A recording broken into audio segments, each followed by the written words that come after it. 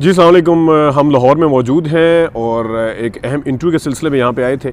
लाहौर के हवाले से अगर देखा जाए तो गहमा गहमी टीवी स्क्रीन के हद तक ज़रा ज़्यादा है। जो गलियों के अंदर सड़कों के ऊपर कॉर्नर मीटिंग्स वगैरह होती हैं वो उस तरह से उसका नहीं है। हम बाहर घूमे फिरे भी हैं इस वक्त, उस तरह का चक्कर नहीं है। टीवी के हद तक और सोशल मीडिया के हद तक शायद ज़रा ज़्यादा नज़र आता है, या ख़ास तौर पे जिस वक्त बिलावल भुट्टो, आसिफ जरदारी या मरियम नवाज़ या जो दूसरे लोग हैं वो एक ही टाइम पे 3 विंडो पे कट होते हैं तो ज़्यादा नज़र आता है कि इलेक्शन की गहमा गहमी है, लेकिन ओवरऑल उस तरह का ज़रा कम है। आज हम थोड़ी सी बात करेंगे इस हवाले से।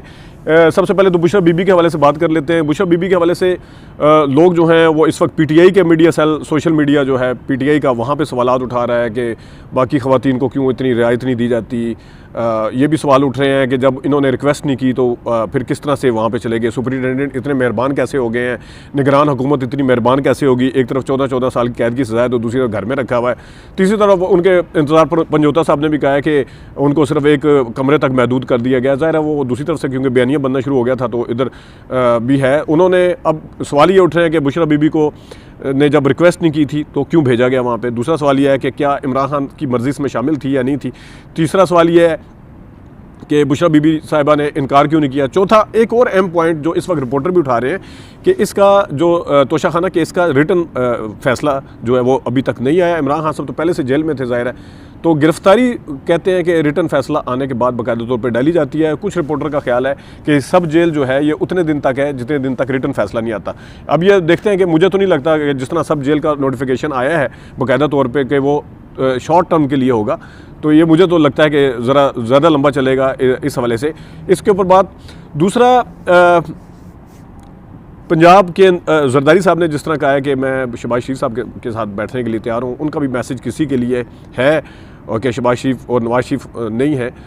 और ना सिर्फ नवाज शरीफ साहब के लिए काफ़ी सारी मुश्किलात का सामना, अगरचे वो जलसे भी करते फिर रहे हैं और साथ में मरीम नवाज शरीफ साहबा भी कर रही हैं। नवाज शरीफ साहबा के हवाले से भी यहाँ पे अब बात होना शुरू हो गई है कि क्या उनके लिए रास्ता आसान होगा या नहीं होगा, क्योंकि अगर देखा जाए तो इस वक्त परवेज़ लाई साहब भी इलेक्शन लड़ रहे हैं। कोई पता नहीं कि कल आज़ाद उम्मीदवार अगर आते हैं तो उनको परवेज़ लाई साहब के अंडर दे के कुछ इस तरह का सेटअप बनाया जा सकता है कि जिसमें जो नून लीग को वफाक दे के इस तरह की भी कुछ चीज़ें हो रही हैं। और उसके साथ साथ अलीम खान है जिनको पिछली इस्टेब्लिशमेंट की पूरी कोशिश थी। ख़ुद इमरान खान साहब भी कहते थे कि अलीम खान साहब को बनवाना चाहते थे उस्मान डार साहब की बजाय, तो अलीम खान साहब के लिए भी। तो इस वक्त मरीम नवाज शरीफ साहबा के लिए 2 आगे जो कैंडिडेट उनके मुकाबले में तैयार हैं कि नून लीग को भी पूरे तरीके से कंट्रोल में एक किस्म का रखा जा रहा है। और यही वजह है कि इस वक्त गैर यकीनी सूरत हाल नून लीग की सफ़ों में भी है। और ये मैं आज शहबाज शरीफ साहब ने एक इंटरव्यू में बात की, वो इंटरव्यू रात को चलेगा कि लूली लंगड़ी हुकूमत लेने से जो है वो इस्तेकाम वाली हुकूमत, मुल्क में इस्तेकाम लूली लंगड़ी हुकूमत से नहीं आएगा उस तरह की मिलने से। अब ये देखें कि जिस वक्त 2013 के इलेक्शन थे, इन्होंने 7:30 बजे तकरीर की थी कि हमें वाज़ह मेजॉरिटी चाहिए। उस वक्त इनकी आइडियल सूरत हाल थी, सब कुछ इनके हक में था। इस वक्त जिस time writing on the wall है कि किसी भी तरीके से मकबूलियत किसी और पार्टी की है, सारा कुछ किसी और पार्टी का है, तो ये इसको किस तरह जस्टिफाई करेंगे, क्या करेंगे क्या नहीं करेंगे, ये एक सवाल है जिसके ऊपर कि मकबूलियत किसी और की हो और किस तरीके से जनाब शहबाज शरीफ को या दूसरे उसको लेके आया जाए। इसके बावजूद भी शहबाज शरीफ साहब जो है वो अपनी ख्वाहिशात का इजहार कर रहे हैं कि हमें लूली लंगड़ी हुकूमत से इस्तेकाम नहीं आएगा, वाज़ेह अक्सरियत वाली हुकूमत होगी।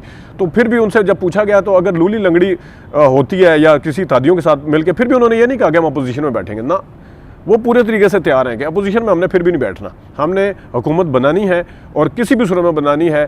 सादा अक्सरियत मिल गई तो बहुत अच्छा, अगर सादा अक्सरियत ना भी मिली तो हम इत्तेहादियों के साथ मिल के बनाएंगे। तो जिस तरह ये लग रहा है इसी वजह से, यही वजह है कि बिलावल भुट्टो जो है वो ताबड़तोड़ हमले कर रहे हैं इनके ऊपर, लेकिन शहबाज शरीफ और नवाज शरीफ की तरफ से उस तरह का रिस्पांस नहीं है।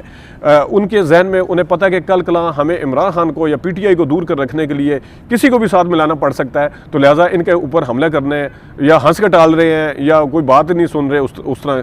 हालांकि बिलावल भुट्टो फुल टास्क मार रहे हैं, कोई कसर छोड़ नहीं रहे कि हालांकि मतलब उनका जवाब दिया जा सकता है, और उनका ना सिर्फ शहबाज शरीफ और मरीम उस तरह से जवाब नहीं दे रही, मरीम बगैर नाम लिए चले जिस हद तक कर रही हैं, लेकिन जो ये साद रफ़ीक साहब हैं, जो एहसन इकबाल साहब हैं, जो ख्वाजा आसिफ साहब हैं, वो भी जवाब देने के लिए तैयार नहीं। तो ये बिल्कुल माइंड बना के बैठे हुए हैं कि किस तरीके से हमने जो है हुकूमत के अंदर रह के अगर हमें हुकूमत मिलती है तो किस तरीके से उसको चलाएंगे।